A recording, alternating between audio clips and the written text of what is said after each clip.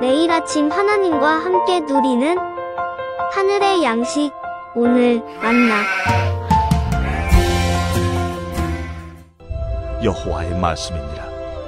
그러나 보라, 날이 이르리니 다시는 이스라엘 자손을 애굽 땅에서 인도하여 내신 여호와께서 살아계심을 두고 맹세하지 아니하고 이스라엘 자손을 북방 땅과 그 쫓겨났던 모든 나라에서 인도하여 내신 여호와께서 살아계심을 두고 맹세하리라. 내가 그들을 그들의 조상들에게 준 그들의 땅으로 인도하여 드리리라. 여호와의 말씀이니라. 보라, 내가 많은 어부를 불러다가 그들을 낳게 하며 그 후에 많은 포수를 불러다가 그들을 모든 산과 모든 언덕과 바위 틈에서 사냥하게 하리니 이는 내 눈이 그들의 행위를 살펴보므로 그들이 내 얼굴 앞에서 숨기지 못하며 그들의 죄악이 내 목전에서 숨겨지지 못함이라. 내가 우선 그들의 악과 죄를 대나 갚을 것은 그들이 그 미운 물건의 시체로 내 땅을 더럽히며 그들의 가정한 것으로 내 기업에 가득하게 하였음이라. 여호와 나의 힘, 나의 요새, 환난 날의 피난처시오. 민족들이 땅 끝에서 죽게 이르러 말하기를 우리 조상들의 계승한 바는 허망하고 거짓되고 무익한 것뿐이라. 사람이 어찌 신 아닌 것을 자기의 신으로 삼겠나이까 하리이다. 여호와께서 이르시되 보라, 이번에 그들에게 내 손과 내 능력을 알려서 그들로 내 이름이 여호와인 줄 알게 하리라. 제 본문 16장 1절로 13절은 하나님의 철저한 심판을 담고 있었습니다. 그런데 오늘은 갑자기 분위기가 반전되면서 시작합니다.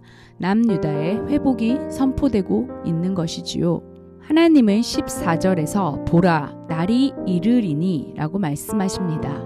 그저 언젠가는 오겠지라는 막연한 기대감이 아니라 지금 오고 있고 반드시 올 것임을 선포하는 것입니다. 그러니까 어제 본문에서 말한 철저한 심판이 유다의 최후가 아니라는 말입니다. 하나님은 다시 그들을 불러 모을 것이고 그들은 하나님의 회복과 구원을 경험하게 될 것입니다.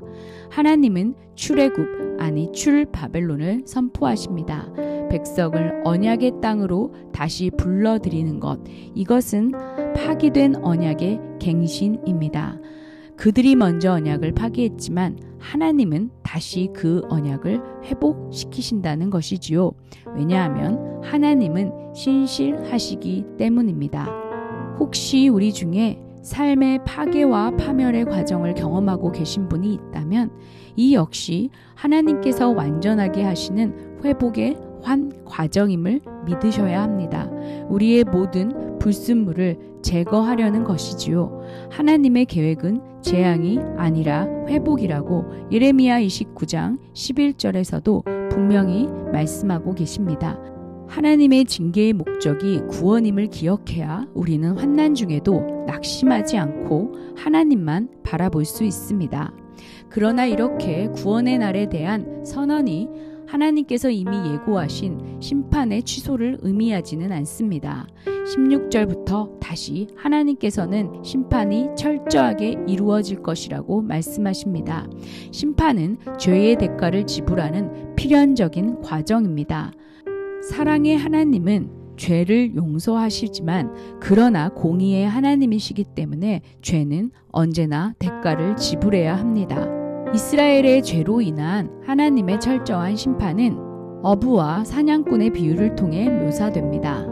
이들 모두는 하나님의 심판의 도구로 사용될 이방 민족입니다.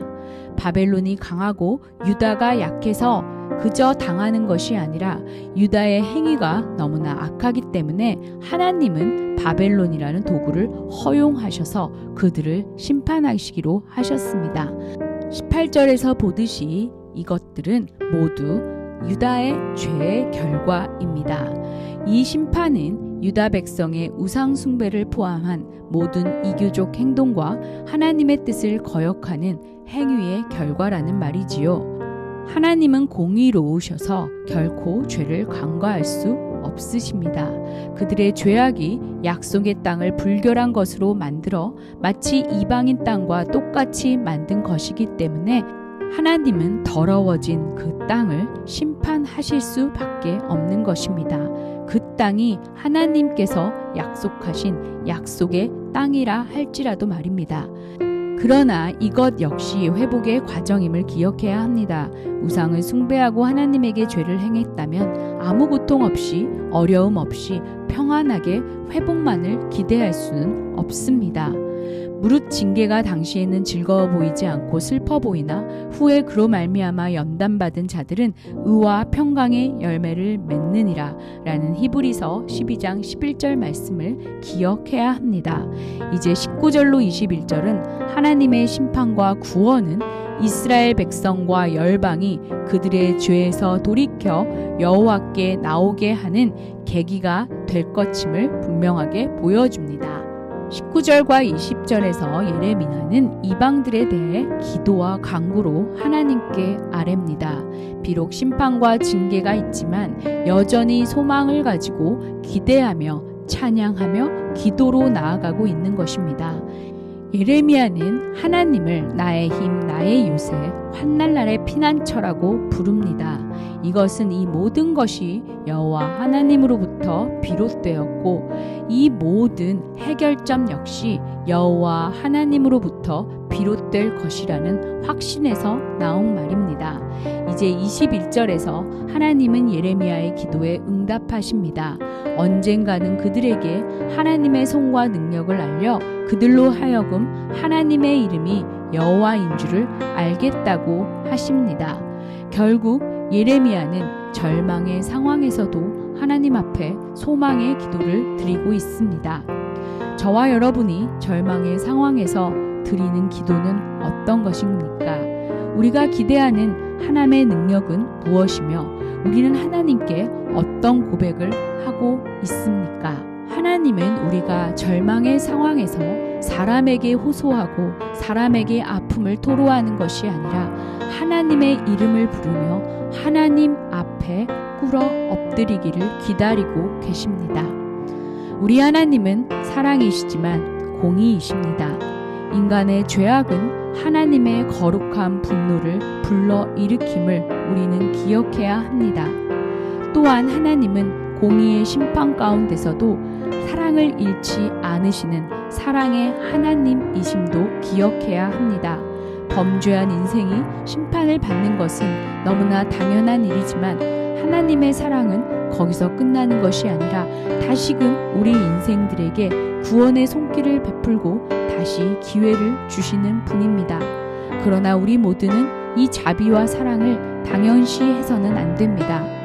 오늘 본문을 묵상하면서 우리는 재앙 자체나 문제 자체나 아니면 회복 자체나 해결 자체에 주목해서는 안 됩니다. 재앙을 야기한 인간의 죄의 심각성을 우리는 처절히 깨달아 알아야 합니다. 그러므로 오늘 지금 성령께 물으십시오.